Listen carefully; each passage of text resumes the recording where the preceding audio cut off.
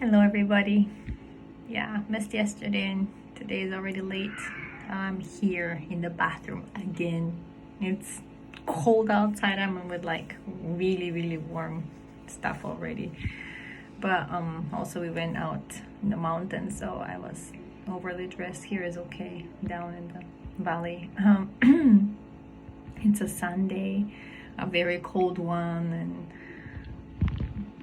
stayed in up until afternoon, and then we went to the mountains and found this camping place that the boys spent the day yesterday. It was really fun to see nature, to see the pine trees, to just smell fresh air and still be with a mask.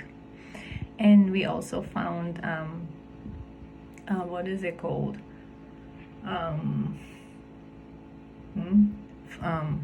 forest berries or something. They look like raspberries, but they're much smaller and they're still sweet too. So mountain berries, I don't know, I'm not sure, but we got lots of them and we ate them. It was really fun.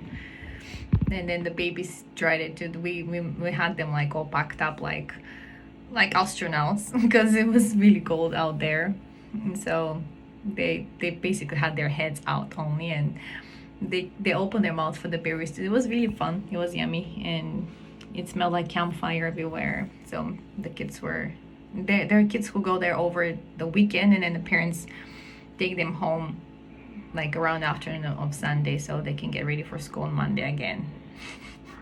I don't know, it looks fun, but like I'm not really type of person to be out in the cold, but it looked really fun though. They had like 4 tents that were probably full of kids inside with camping, and had activities for them, so it was really fun.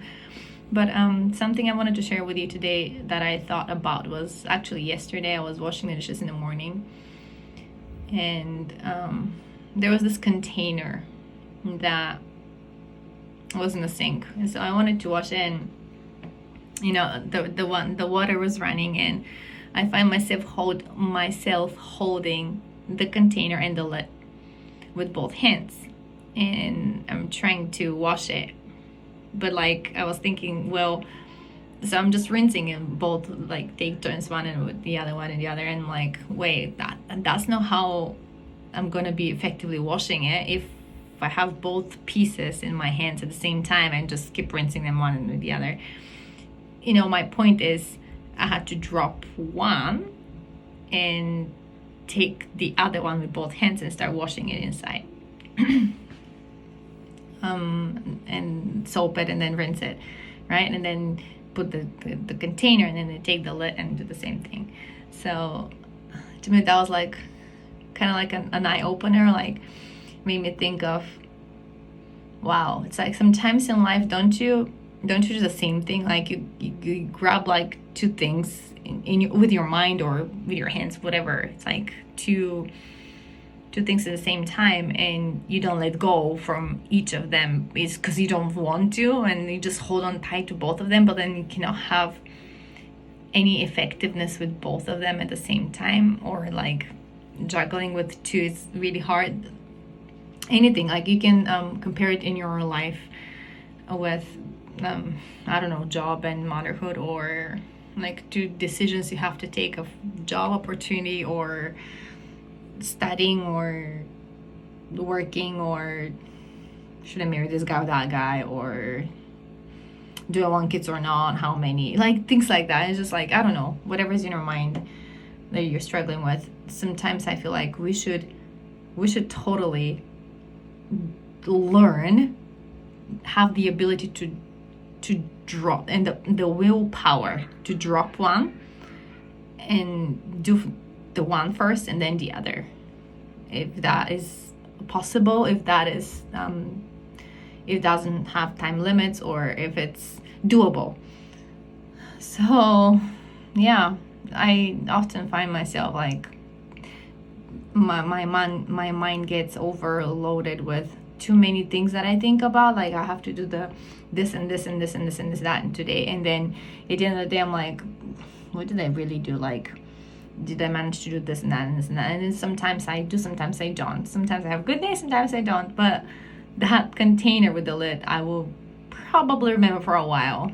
because it just reminded me, it just reminded me that sometimes if I want to do something effectively, I should focus my mind on the one and then be done with it, and then get it done, and move to the next one, so I can have both jobs done well, or both decisions taken, or both things thought through, and things like that. So that was my thought for the day. That my wide-eyed opening experience. It's just sometimes those little things help me be reminded of priorities, things that matter.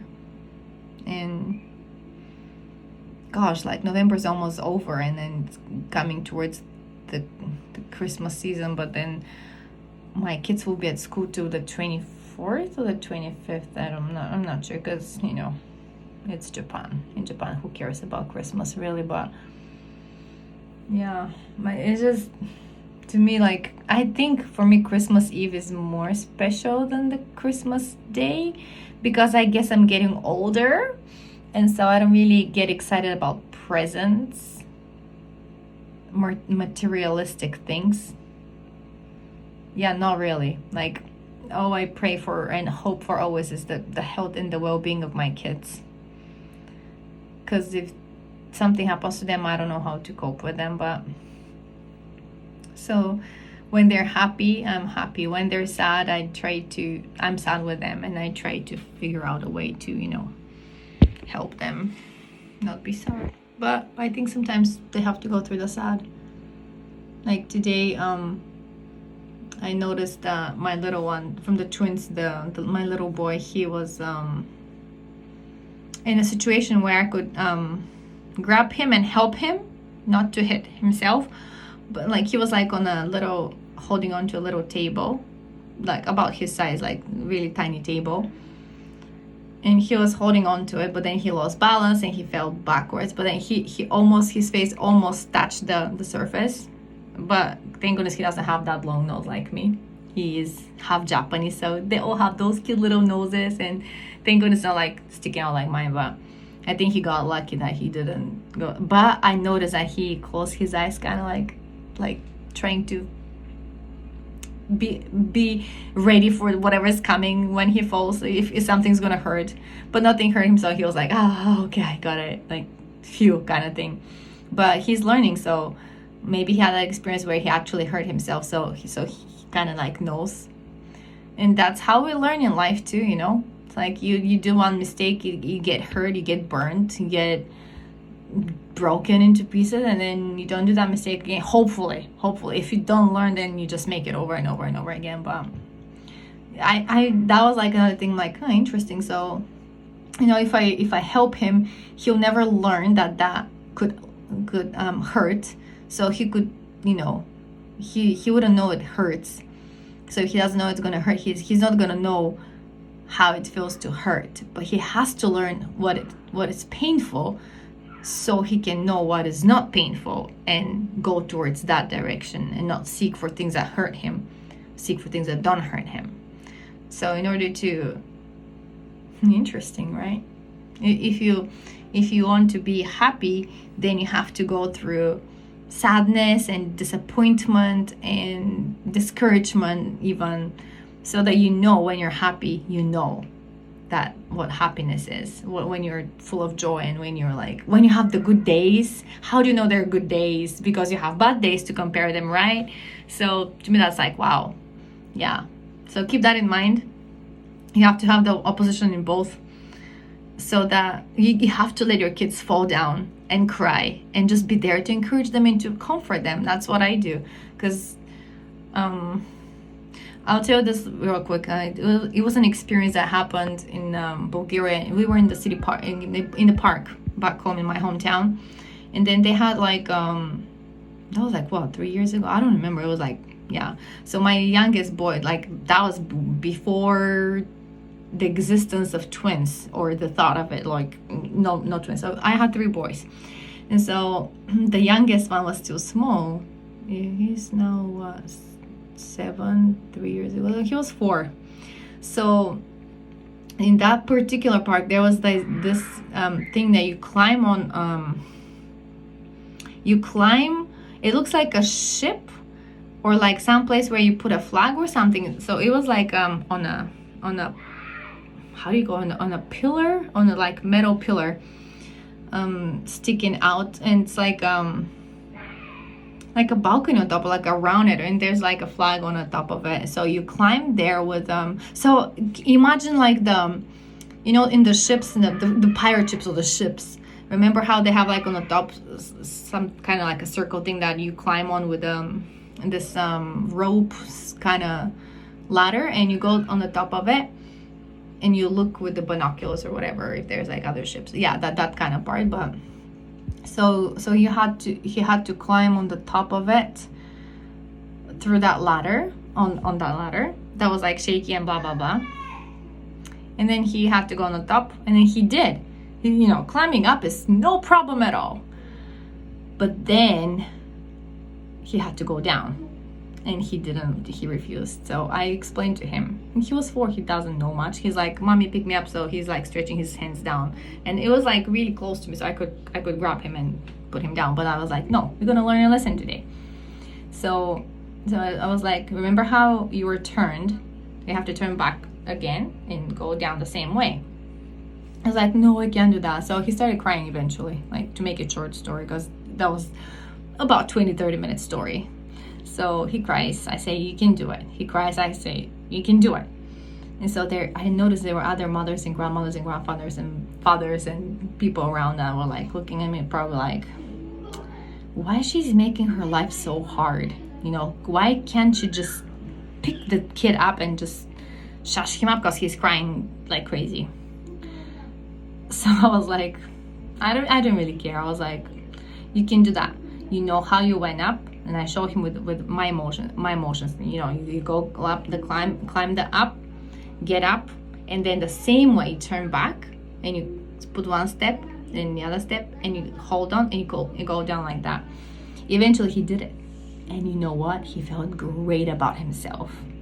And the other people around that were watching, I almost feel that they wanted to applause, like they wanted to clap their hands for joy, because it was a long, "Mommy, I can't do it. Mommy, please don't leave me." I'm like, I'm right here. I'm not going anywhere.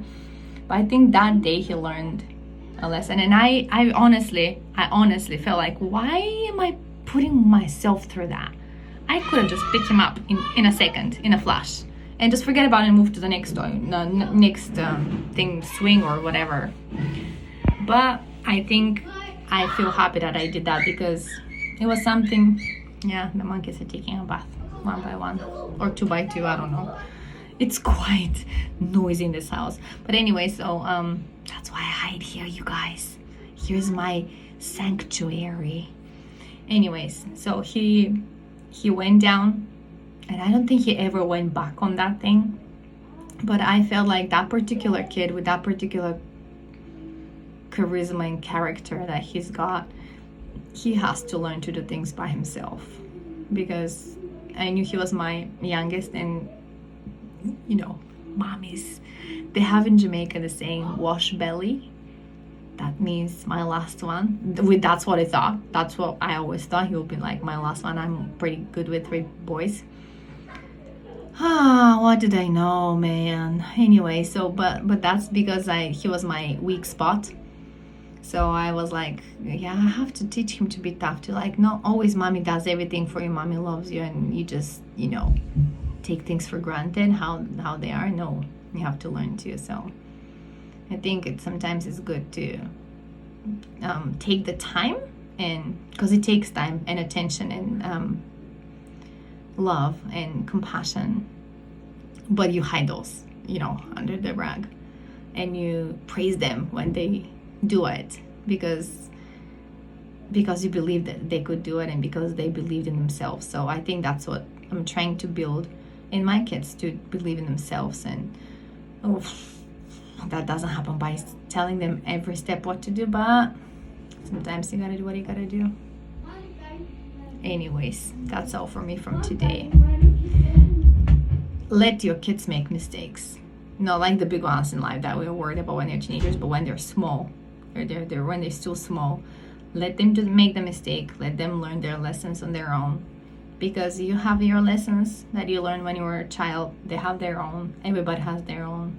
And all we can do as parents is just let them be and let them experience the world for themselves through their own lenses, their own eyes. And we just be there for them and love them and comfort them and accept them the way they are, no matter how weird they can be, no matter what they can draw on paper and say and talk more than eat dinner and things like that. That doesn't matter. Those are things that just come and go. But I think kids have to have faith in themselves, because if they don't, who else will? Peace out.